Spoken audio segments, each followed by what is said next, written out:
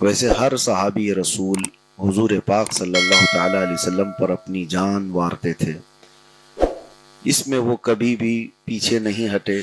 جب بات ناموس رسالت کیا جائے، اللہ کے رسول صلی اللہ تعالی علیہ وسلم کی عزت کی بات آ جائے، تو صحابہ اکرام کڑے سے کڑے امتحان میں نکل جایا کرتے تھے۔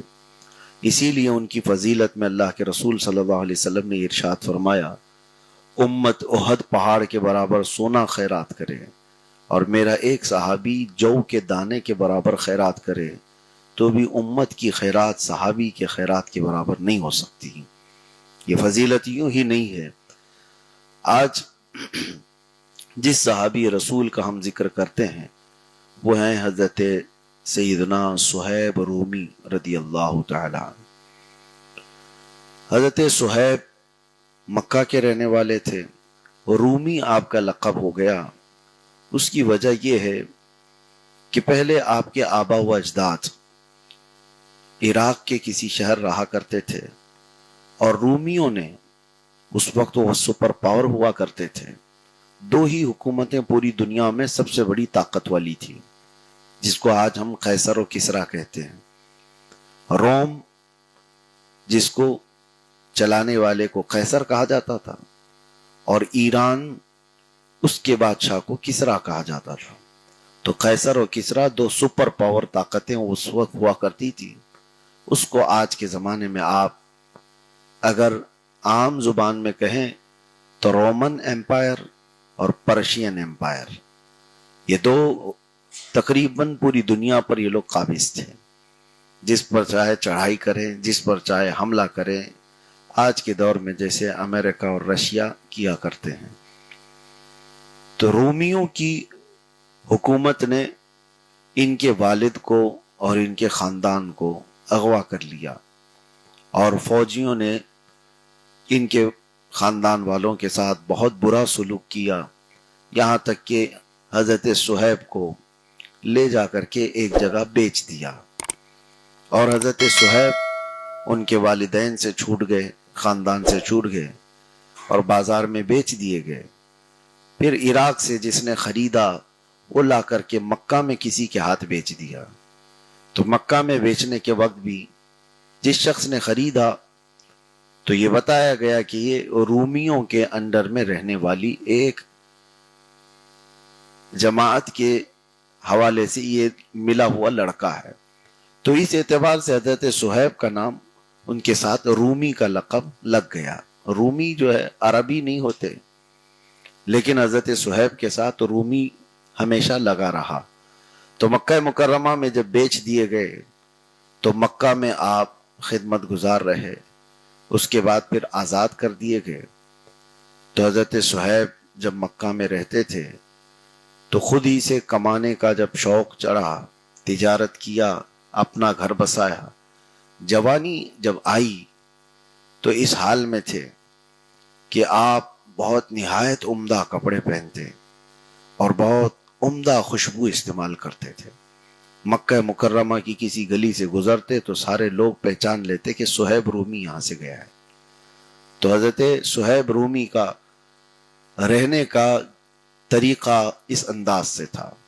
پھر وہ وقت آیا جب رسول پاک صلی اللہ تعالی علیہ وسلم نے اعلان نبوت فرمایا، تو چند صحابہ کے بعد حضرت صہیب نے دیکھا کہ حضور پاک صلی اللہ تعالی علیہ وسلم کے اس دین میں اتنی جاذبیت ہے کہ ہر طرح کے گنڈوں اور بڑے بڑے شیطانوں کے مقابلے کو بھی برداشت کیے ہوئے تھمتے نہیں ہیں، بڑھتے جا رہے ہیں۔ تو حضرت صہیب حضور پاک صلی اللہ تعالی علیہ وسلم کی بارگاہ میں آئے اور آپ بھی اسلام قبول کیے۔ ان کے اسلام لانے کے بعد جو ایک بوال کہتے ہیں یا ایک واویلا مکہ والوں میں کہ اب غلاموں کو محمد نے ٹارگٹ کیا ہے، معاذ اللہ، رسول پاک صلی اللہ تعالی علیہ وسلم کے خلاف سارے لوگ اکٹھا ہو گئے۔ اس لیے کہ عموماً اس وقت جو اسلام قبول کر رہے تھے وہ کمزور لوگ تھے، غریب طبقے سے لوگ تھے، کبھی غلام رہے یا تنہا رہنے والے لوگ تھے، تو وہ اسلام میں آ رہے تھے تو غلاموں کو مارا جا رہا تھا، پیٹا جا رہا تھا۔ اسی طرح سے صہیب رومی کے ساتھ بھی ہونے لگا۔ پھر یہ وہ وقت تھا جب رسول پاک صلی اللہ تعالیٰ علیہ وسلم ہجرت کر کے مدینہ طیبہ چلے گئے. تو حضرت صہیب کا حال یہ تھا کہ آپ کو قرار نہیں تھا مکہ میں، جو بھی مال جمع کیا، پیسے جمع کیے، سب کچھ تھا، لیکن آپ کو ہجرت کرنا تھا. اس وقت ہجرت کرنا ایک بہت بڑا پاپ سمجھا جا رہا تھا. پورے مکے والے ہر سرحد پر نگرانی رکھے ہوئے تھے کہ کوئی بھی مکہ سے بھاگ کر جاتا ہے کہ مدینے کی طرف، اور کوئی جاتا ہوا نظر آ جاتا تو سارا مکہ اس کے اوپر ٹوٹ پڑتا، اس کی موب لنچنگ ہوتی تھی. تو ہجرت کرنا آسان نہیں تھا. لیکن حضرت صہیب اسی سختی کے دوران نکل پڑتے مدینہ طیبہ کے لیے. تو جیسی وہ نکلنے لگے تو گنڈوں کی ایک جماعت آ گئی. حضرت صہیب رومی کو راستے میں روک لیا اور اس کے بعد مقابلہ ہوا دونوں کا. تو حضرت صہیب بہت زخمی ہو گئے، یہاں تک کہ آپ کی ناک پھٹ گئی، گھٹنے پھٹ گئے. اس کے بعد آپ نے کہا تم چاہے میری جان لے لو لیکن میں مکہ واپس تو نہیں جاتا. ہاں ایک اور بات ہے کہ تم سب مال کے پجاری ہو، میرا جتنا مال ہے جائیداد ہے مکہ میں، چاہو تو تم لے لو، اور اس واسطے یہ مال دولت سب لے کر اگر تو میں یہ تمہارے ساتھ ایگریمنٹ کرتا ہوں. تو سارے جتنے گنڈے تھے وہ سب اس بات پر اتفاق کر گئے، اور حضرت صہیب رومی کا جتنا مال تھا، جتنی جائیداد تھی مکہ میں، وہ سب آنے واحد میں آپ نے ان کو دے دیا. صرف ان کو مدینے جانا تھا، اس لیے انہوں نے اپنا سارا گھر بار مال دولت جتنا جمع کیا تھا وہ سب سپرد کر دیا. سوائے ان کے جسم پر کپڑے جو موجود تھے کچھ بھی نہیں تھا، وہ بھی پوری طرح سے پھٹ چکے تھے. جو لڑائیاں ہوئی اس میں سب کپڑے بھی پھٹے ہوئے تھے. اسی حالت میں وہ جانے لگے. مکہ مکرمہ سے ایک چیز بھی ان کو اٹھانے نہیں دیا گیا. اور ظاہر سی بات ہے اس وقت سفر کے لیے بھی آپ کے پاس کوئی چیز نہیں تھی. تو تقریباً 9 دن کا سفر تھا. مکہ مکرمہ سے مدینے جو پیدل جاتے 9 دن کا سفر ہوا کرتا تھا. اتنا طویل سفر. مجھے حیرت ہوتی ہے آج حاجی لوگ 4 سے 5 گھنٹے مکہ سے مدینہ جانے کے لیے برداشت نہیں کر پاتے. اے سی بسوں میں جاتے ہیں، اچھی سے اچھی عمدہ مواصلات ہیں ایک جگہ سے دوسری جگہ جانے کے لیے. ہائے ہوئے سب پتہ نہیں اتنی ساری شکایتیں. کبھی وہ راستہ اگر آپ دیکھیں جو مکہ سے مدینے جاتا ہے پورا پہاڑیوں سے بھرا ہوا ہے. آپ کو پتہ ہے سعودی عرب میں تقریباً 20 لاکھ پہاڑیاں ہیں اور کوئی راستہ آپ کو سیدھا نہیں ملے گا. ان راستوں سے وہ چل کر کے جایا کرتے تھے جو پتھر والے پہاڑ ہیں. ایسا نہیں کہ بیچ میں کوئی جنگلات ہوں، ہریالی ہو کہ آدمی کہیں بیٹھ جائے اور پھل فروٹ کھا لے. وہ سوکھے صحراؤں میں موجود پتھریلے پہاڑوں کے راستے آج دیکھ کر کے حیرت ہوتی ہے. اگر میں سچ کہہ رہا ہوں وہاں کے دوپہر کے وقت آپ کو بس میں سے 10 منٹ کے لیے اتار دیا جائے بغیر چپل کے، پورے تلووں میں آبلے پڑ جائیں گے. آج کے زمانے کی بات کر رہا ہوں. وہاں 50 ڈگری سے زیادہ کی گرمی ہوتی ہے. تو صحابہ جب اس طرح سے ہجرت کرتے تھے اور بغیر چپل کے بغیر لباس کے، کھانا پانی کچھ نہیں، اور راستہ ایسا کہ بیچ راستے میں کوئی کھانے کی چیز ملتی بھی نہیں کہ درخت ہوں تو پھل توڑ کے کھا لیں، کوئی چیز نہیں. اور ایسے کٹھن راستوں میں 430 کلومیٹر پیدل چل کر کے جانا یہ اپنے آپ میں کتنا بڑا چیلنج تھا. اور صحابہ یہ جوخم اٹھا لیتے تھے. بیچ راستے میں کئی خطرات ہوتے تھے. مکہ والوں کے قافلے کہیں سے آ رہے ہیں اور کسی کو مدینے جاتا ہوا دیکھتے تو وہاں پر بہت ان کو زخمی کر کے مار دیا جاتا تھا. یہ سب حالات میں اسی لیے قرآن پاک میں ہجرت کی جو فضیلت آئی ہے بہت بڑی فضیلت ہے. اللہ تعالیٰ فرماتا ہے وَمَن يُهَاجِرْ فِي سَبِيلِ اللَّهِ، جو اللہ کے راستے میں ہجرت کیے ہیں ان کا اجر تو اللہ نے اپنے شان پر رکھ لیا ہے. اللہ تعالیٰ نے ان کا اجر اپنے اوپر لازم کر لیا ہے. فقط وقع اجرہ علی اللہ.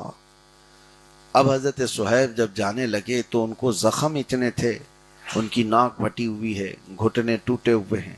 اس حالت میں وہ لنگڑاتے ہوئے 9 دن کے بعد مدینہ طیبہ پہنچ رہے تھے.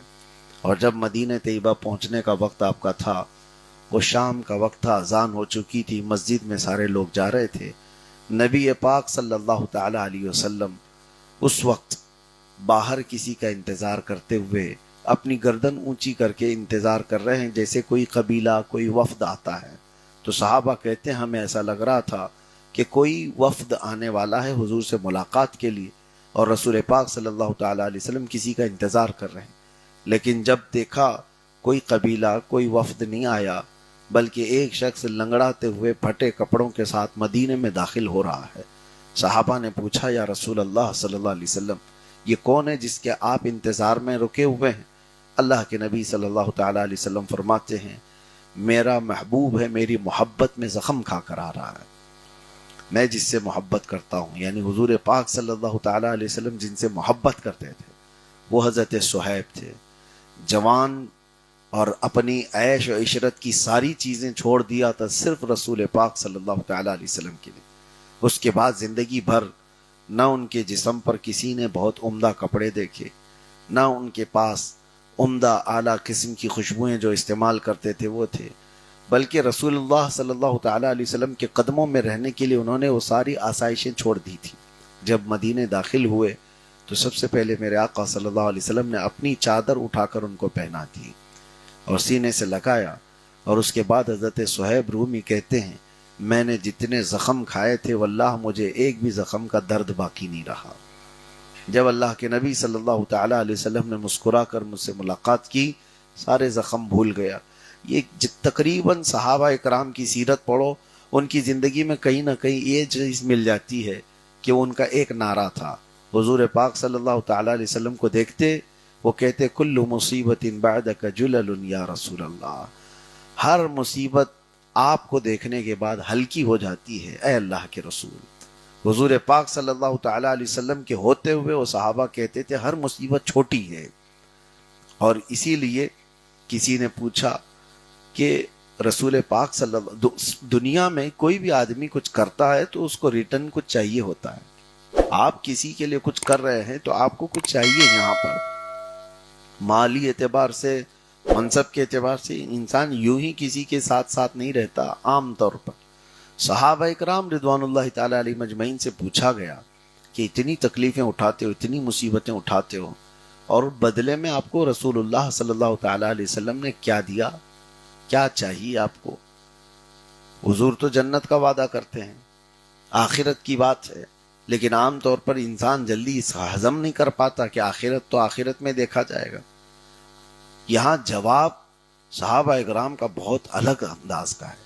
یہ نہیں کہتے کہ اللہ کے رسول صلی اللہ تعالیٰ علیہ وسلم وہ جو دیں گے وہ بعد میں دیکھا جائے گا، نہیں، بلکہ وہ پلٹ کر کے یوں کہتے ہیں یہ کہنا ہی خطا ہے کہ ہم نے کوئی مصیبت اٹھائی، یہ کہنا ہی غلط ہے کہ ہم نے کوئی مصیبت اٹھائی. اس بڑی عظیم شخصیت رسول اللہ صلی اللہ علیہ وسلم کے سامنے ہمارا جو کچھ بھی مصائب کو جھیلنا ہے اس کا ذکر کرنا ہی بہت بڑا گناہ وہ سمجھتے تھے. اس کا ذکر کرنا مناسب شان نہیں ہے، بلکہ ہماری زندگی بھر ہر دن اگر ہم کو توڑا جائے پھر بنایا جائے، توڑا جائے پھر بنایا جائے، تب بھی حضور پاک صلی اللہ تعالیٰ علیہ وسلم کی ایک مسکراہٹ کے برابر نہیں ہو سکتا. صحابہ اکرام رضوان اللہ تعالیٰ علیہ مجمعین، ہم تو یہاں پر تکلیفیں گنانے لگ جاتے ہیں، دین کی خاطر ہم نے یہ کر لیا ہے، بلکہ ان تمام چیزوں کو گنانے کو بھی صحابہ اکرام مناسب شان نہیں سمجھتے تھے. اور اللہ کے نبی صلی اللہ تعالیٰ علیہ وسلم ایک بار مسکرائیں تو ان کی زندگی کی ساری مصیبتیں وہ کہتے تھے وہ ہلکی ہیں. اس کے بعد حضرت صہیب رومی کا ایک معمول تھا، وہ چادر آپ نے کبھی زندگی بھر اپنے سے الگ نہیں کیا. یہاں تک کہ جب ان کی موت کا وقت آیا تب بھی آپ نے لوگوں کو یہ وصیت کی تھی کہ مجھے جو بھی کفن دیا جائے اس کے ساتھ رسول اللہ کی یہ چادر مجھے ضرور دینا. اور وہ دنیا سے جانے کے وقت وہ چادر لے کر کے ہی قبر میں گئے، اس لیے کہ آپ کہتے تھے جب ساری دنیا نے مجھ سے کپڑے چھین لیے تھے، مال چھین لیا تھا، اس وقت اگر مجھے کسی نے کپڑا پہنایا تو رسول اللہ کی ذات تھی. میرے آقا صلی اللہ تعالیٰ علیہ وسلم نے دنیا میں بھی وہ عزت بخشا. تو حضرت صہیب رومی صرف اور صرف یہ ہجرت ہی کی بات نہیں، اس کے بعد ان کے معاملات ایسے تھے کہ اللہ کے رسول صلی اللہ تعالیٰ علیہ وسلم کئی معاملات میں ان کو ترجیح دیتے اور یوں فرماتے صحابہ کو کہ اگر تم کسی سے محبت کرنا چاہو تو صہیب سے محبت کرو۔ آپ صلی اللہ تعالیٰ علیہ وسلم ان سے کہتے دنیا چھوڑا ہوا کسی کو دیکھنا ہو تو صہیب کو دیکھو، مال بھی تھا، دولت بھی، عیش و آرام سب چیزیں تھی، یہ خود اپنی پسند سے اس میں آئے اور ساری آسائشیں چھوڑ دی اور جینے کا انداز یہ ہو گیا۔ تو کئی مرتبہ سفر حضر میں آپ کے متعلق کہا کرتے ہیں صحابہ سفر میں جایا کرتے تھے تو سب اپنے اپنے توشے دان وغیرہ کے ساتھ ہوتے اور صہیب کے پاس کوئی چیز نہیں ہوتی تھی کھانے پینے کے توشے دان وغیرہ۔ تو صحابہ دیکھتے ہیں کہ اکثر گھاس کو اٹھا کر کے اس کو پیس کر کے کھا لیا کرتے تھے اور کبھی انہوں نے ذکر تک نہیں کیا کہ میں گھاس کھا کر کے زندہ رہتا ہوں۔ یہ عام بات نہیں ہے، کوئی عیش و آرام میں جینے والا اور وہ اس کی زندگی اچانک ٹرن ہو جائے اور پھر وہ اس پر صبر کر کے رہے اور کبھی اس کا ذکر نہ کرے، یہ اپنے آپ میں ایک بہت بڑی مثال ہے۔ اللہ کے نبی صلی اللہ تعالیٰ علیہ وسلم نے اسی لیے فرمایا جوانوں کو چاہیے کہ وہ صہیب رومی سے محبت کرے۔ آج حضرت صہیب رومی رضی اللہ تعالیٰ عنہ کی زندگی کی ایک مختصر جھلک میں آپ کے سامنے رکھا، باقی ان کی سیرت پاک میں ہر جنگ میں حضور پاک صلی اللہ تعالیٰ علیہ وسلم کے ساتھ حاضر رہے، بلکہ بسا اوقات اللہ کے رسول صلی اللہ تعالیٰ علیہ وسلم نے ان کو پورے مدینے کا امیر بھی بنایا۔ کچھ جنگوں میں جانے کے وقت آپ کو مدینہ طیبہ میں امیر بنایا گیا، اور اس وقت جب حضرت عثمان غنی رضی اللہ تعالیٰ عنہ کی خلافت ابھی قائم نہیں ہوئی تھی، حضرت عمر کی شہادت ہو چکی تھی، تو جو بیچ کا عرصہ تھا اس وقت مسجد نبوی کا امام حضرت صہیب رومی کو بنایا گیا تھا۔ تو حضرت صہیب اس پائے کے صحابہ میں سے تھے کہ صحابہ اکرام رضوان اللہ تعالیٰ علیہ مجمعین، جبکہ بڑے جلیل القدر صحابہ موجود تھے، مولا علی کرم اللہ وجہہ الکریم شیر خدا موجود تھے، لیکن امامت کے لیے مسجد نبوی میں حضرت صہیب رومی کو پسند کیا کرتے تھے۔ تو حضرت صہیب ان کے سفر حضر اور حضور پاک صلی اللہ تعالیٰ علیہ وسلم کی معیت میں جو رہنے کے معاملات ہیں وہ اپنے آپ میں ایک بہت بڑی مثال ہے۔ اللہ تبارک و تعالیٰ ان کی زندگی کے صدقات و برکات ہمیں عطا فرمائے۔ صحابہ کے توسل سے مولا تعالیٰ ہمیں عشق مصطفیٰ کی چند جھلکیاں عطا فرمائے۔ وآخر دعوانا الحمد للہ رب العالمین۔ السلام علیکم۔